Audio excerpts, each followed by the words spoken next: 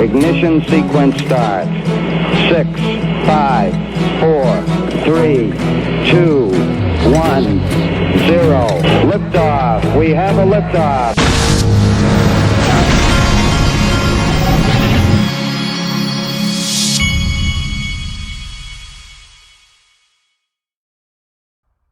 Hey everybody, this is the Digital Asset Investor, and I've got a couple of Jay Clayton clips that I wanted to play for you today. I love, one of my favorite things to do until any of this makes any sense to me, until I like what I like to do is go back and look at some of his old interviews and just illustrate the absurdity of what has gone on, the travesty that has gone on from when he dropped the lawsuit against Ripple and then walked out the door, and nobody's ever asked him any questions. Nobody on CNBC, Andrew Ross Sorkin, all these guys that are supposedly be journalists, they've never put a microphone in his face or just asked him a question. The obvious questions, okay? Watch this video and you tell me if there's any obvious questions. Here we go. The pure virtual currency with Ether and Bitcoin being the most prominent examples. And then at the other end of the spectrum, you have a distributed ledger entry that reflects what we would all say is an equity security or a debt security. And I've been very public about this.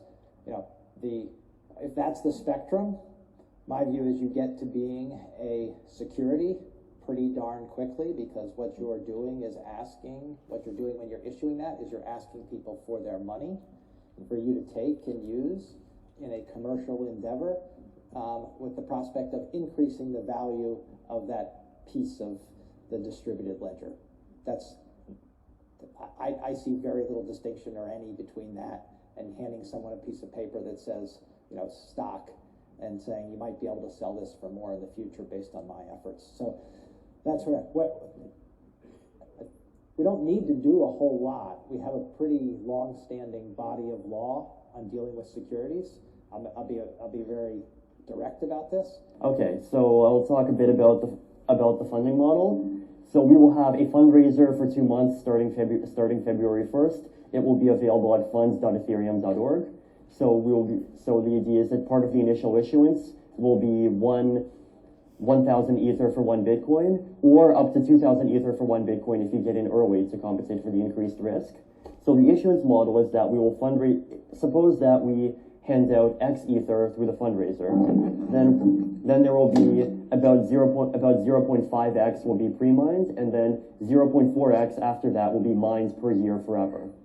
So it's this hybrid of the Mastercoin and Ripple model and the pure Bitcoin mining model, and even to a slight extent the inflationary model. So not only did the Ethereum founder do a fundraiser ICO, which Jay Clayton says is a security, not only did he do that, but he compared it to Ripple while he was doing it.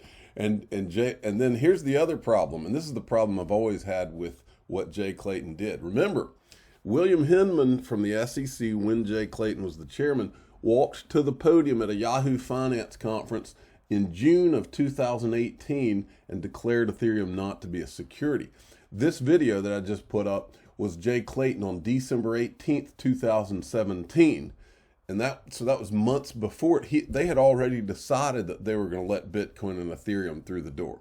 So my question's this. So this video's December 2017. William Hinman did not walk to the podium to declare Ethereum a non-security until June 2018. They've never told anyone, to my knowledge, when Ethereum became a non-security, because they did say that it was a security when it started. They never did say when it became a non-security or why they waited. Why did they sit around on their hands and not enforce securities laws against the Ethereum ICO, and they just let it go? Why? That's a huge elephant in the room. And that's why I keep playing these videos, because something's not right. Nobody has ever put them in a situation where they had to answer that question. Now here's another one, okay? This clip right here, I think it was from a month or two before Jay Clayton filed the lawsuit against Ripple. Okay, watch this. Look, when we arrived 3 years ago, the promise of this technology was becoming readily apparent. Unfortunately, the promise got channeled into an area where we have long-standing regulations that have worked really well. And that is that you can't make a widespread public offering of securities without going through the SEC registration. Unless you're Ethereum. And then you ICOs and the like essentially flaunted that. And look, I don't blame people for being motivated to try and take a new technology and raise money using it, but I was not going to be the chair that threw the 33 Act out after 85. You threw the 33 Act out on Ethereum. And so here's this is the first part. This is why this is an unbelievable clip. ICOs are bad, according to Jay Clayton, but he gives Ethereum a free pass. 2014 is when they did their ICO. Listen to the next part of this clip. Of success. So there you have it. But that said, this is what he's really excited about. Listen. Incredibly powerful technology for the financial sector. I mean, it's technology that greatly reduces the costs of verification. It's technology that greatly reduces the costs of information transmission.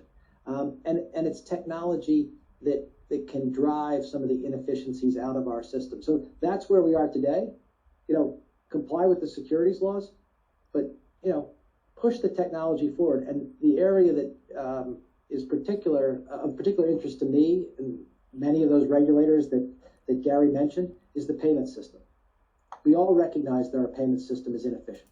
And remember, the whole topic of what they're talking about in this clip is crypto and digital assets.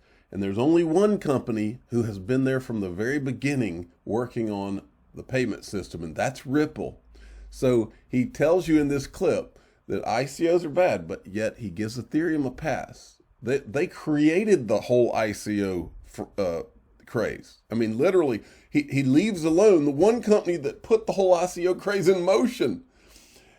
Meanwhile, the one payment system company he goes after, and he goes after them 2 months after this clip, and he goes after them and then walks out the door, and nobody ever makes him ask a question afterwards. Domestically, it's inefficient. Internationally, it's extremely inefficient.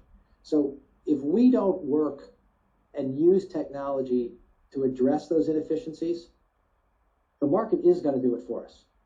And I think we'll like the outcome much better if we as regulators proactively enter that payment space, ensuring that all the time proven safeguards around AML, bank secrecy, anti-terrorism, and the like are there. All the things that Ripple had been working on for 8 years. So I see significant promise going forward, Glenn. But I see significant promise going forward. But in 2 months, I'm going to file a lawsuit against Ripple. Look, folks, this is one of two things I keep telling you. It has nothing to do with protecting investors. This is either political, or everything you're watching is a movie. All the world's a stage. It's not protecting investors. You're not protected. I'm not protected. None of us feel protected out here because this guy, before he filed the lawsuit, he let people sit back and invest. And that's why when Greg Kidd was talking about this, he referred to it almost like an SEC trap. So it's one of those things. This is either an SEC trap, a political trap, or you're watching a movie. It's not protecting you and me. Then I found this clip too. This is Jay Clayton at the New York Economic Club, and this is Bob Pisani, who is one of the journalists from CNBC, including Andrew Ross Sorkin and a couple of others, who keep having Jay Clayton on their channel, but they never ask him any of these obvious questions that I'm asking right now. But here's another one. According to Bob Pisani, some of those people in the media got something from the SEC, a memo called the 1,000 Bitcoin Questions Memo. You and your staff, a year and a half ago, wrote what we call the famous 1,000 Bitcoin Question Memo, where, if those of you hadn't seen it, was very unusual for the SEC. Basically said, okay, guys, alert, everyone, you got to answer our questions before we're going to approve anything on Bitcoin, particularly a Bitcoin ETF. And they basically posed 1,000 questions. But they fell into two large buckets. One was the custody issue, particularly security around custody, and the second was the fact that most Bitcoin pricing occurs on foreign exchanges that are easily manipulated. And the implication of this is you, the Bitcoin community, had better address these questions before we do anything in the way of approving anything. Are we any closer to answering? Okay.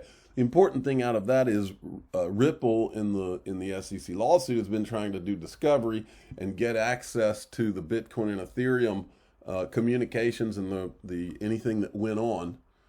Let me get this. Okay. So anyway, the point that I was getting at here is that Ripple has been engaged in trying to find out about the Bitcoin and Ethereum communications and why, how they decided that was a security. Well, here's one document that we know of now. So I was wanting to bring this to the attention so that Ripple and their attorneys know that there is this document out there. I've never seen it. Maybe people have it. I'd love to see it if anybody's got it out there. Now, this is Warren Davidson yesterday from XRP. Look, I'm glad the president's meeting with his regulators because this space has needed attention for some time. Frankly, we're talking crypto especially, but the whole state of financial regulation is having a hard time keeping up with the fintech, innovation that is, moving much faster than regulators can. So I think one of the big things that he has to talk about is how do we do, federal policy that makes it clear what is a security and what is not. That's Gensler with the SEC. You have XRP, for example, is a cryptocurrency that could be very useful for the payment system. But Ripple, how separate and distinct is that? The payment system, which that's what Jay Clayton was all about, more than anything, is the need for a payment system. And if they exercise a lot of control over it, it might look a lot like security. If there truly is a firewall there, it might look like it's not a security. And we've tried for a long time to get a bright line test there to make it so it's less subjective for regulators. And, one of the encouraging things is Gensler really understands that. He taught blockchain courses at MIT prior to taking this current role. So it's good that he has some expertise there, and hopefully he'll listen and have good dialogue. All right. So moving along. Now, the market was being crushed over the last few days. And the Dark Defender had put this out. Most influencers here are experienced. Probably you don't believe that we are relaxed, but we really do. I believe in what I hold. I know what XRP brought to the table. I know the advantages. I know sooner or later all will realize, see, and accept what they're supposed to do. And I said this because I was a big Breaking Bad fan. Now, the official cool guy of the digital asset investor has weighed in the cool way that only he can do again.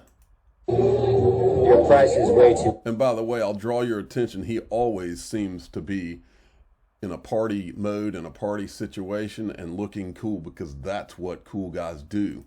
Your price is way too high. You need to cut it. Hang in there, boys. Temporary dip. Buy the dip or don't look. We're in it for the long run. These are digital assets of the future. I agree with that. Okay, Mr. B weighed in and he said future digital asset legends will be made chasing red candles. Few understand this. That's the tweet. He's right. I chased red candles yesterday. I tweeted this out this morning. I'm not letting this buying opportunity pass. Accumulating these. Started yesterday. Let me see if I had pulled. These are very specific, folks, because here's what I'm doing right now. I'm not telling you what to do because I'm not a financial advisor. I'm just telling you what I'm doing. I've been in this for about 8 years. What I'm doing is I'm investing in, because of all of these regulatory, the regulatory climate especially, what I'm doing is I'm looking for the digital assets that I have seen in enough government documentation in one way or another where it's obvious that some of these are being co-opted by governments of the world and therefore have a major place going forward. And these are some of the ones that I'm sure there's others, but these are the core of what I'm looking at now. because I'm not just investing in the next green candle or the next meme coin. That's not what we do here.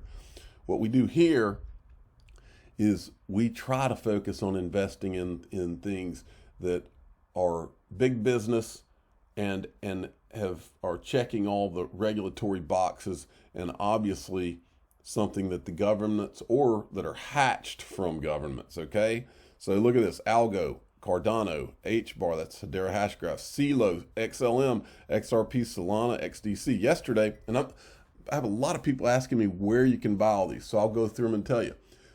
This is where I do it. Algo, you can buy that on Coinbase, and you can get paid around 6% to own it. Cardano, you can now buy on Coinbase. Hedera Hashgraph, you can buy that on Binance.us. I'm just talking from a US perspective. CELO, you can now buy on Coinbase. XLM, you can buy on Coinbase. XRP, you can buy on Uphold only right now. Solana, you can buy on Coinbase. You can also get that on Uphold. XDC, only place I've seen that where I can get it is Bitrue. Okay, so these are the ones I'm focused on right now, but I wanted to draw your attention to this one because this was brought to my attention. And by the way, I didn't even know what CELO was, but the first time I saw it was on the World Economic Forum document that has been going around. You'll see all of the ones I mentioned are on this, but CELO is the one I wanted to focus on because you may not know about this. Watch this. Who are the founders of CELO? CELO was originally founded by a team comprised of people from MIT, Stanford, Google, Square, Circle, Visa, GoDaddy, World Bank, Federal Reserve Bank, Harvard University, University of Pennsylvania Law School, Cambridge University, U.S. Department of Justice, Bank of America, Capital One, Twitter, Give Directly, and the Gates Foundation. Separate, and then I won't go into that other part. Do you need to hear any more than this, folks? Because if you do, it might be picture drawing time by my son. So I bought some of this on Coinbase yesterday, okay? And then I went to their website as well. Reid Hoffman, who I believe he's a part of the PayPal Mafia. Reid Hoffman, and those of you that don't know, this is Reid Hoffman. This guy was at he was on the board at PayPal. He started LinkedIn. And then he was also, it says Hoffman arranged the first meeting between Mark Zuckerberg and Peter Thiel, which led to Thiel's $500,000 angel investment in Facebook. So you see who these people are, folks? This is not some fly-by-night deal. These are the type digital assets that I'm looking to invest in. These are the type, this is why I've been locked onto Ripple so long, because Ripple was the first to have this kind of, I mean, this is one of the companies, A16Z, that's Andreessen Horowitz, that was one of the first investors in Ripple and in Coinbase. These are the people. Look, Jack Dorsey's invested in this too. Think he knows anything? Actually, by the way, one of Greg Kidd's best friends. That's just an aside. I wanted to remind, speaking of Greg Kidd, wanted to remind everyone that today, and I think it's around 3 or 3:15, the Global Investor Conference at Link2, which you can go to their feed here and you can register for this. JP Tirrett from Uphold is going to be on there, and Greg Kidd's going to be on there too. I'm looking forward to seeing this because I think that we could hear some interesting, these guys are smart and they know what's going on, and it'll be interesting to hear what they have to say. I'm the digital asset investor. I'm not an investment advisor. This is for entertainment purposes only. Please subscribe, hit the like button, and tell your friends and family that Link2's having their Global Investor Conference today, and you can listen to what these guys have to say about the space. Very cool. Thanks for listening.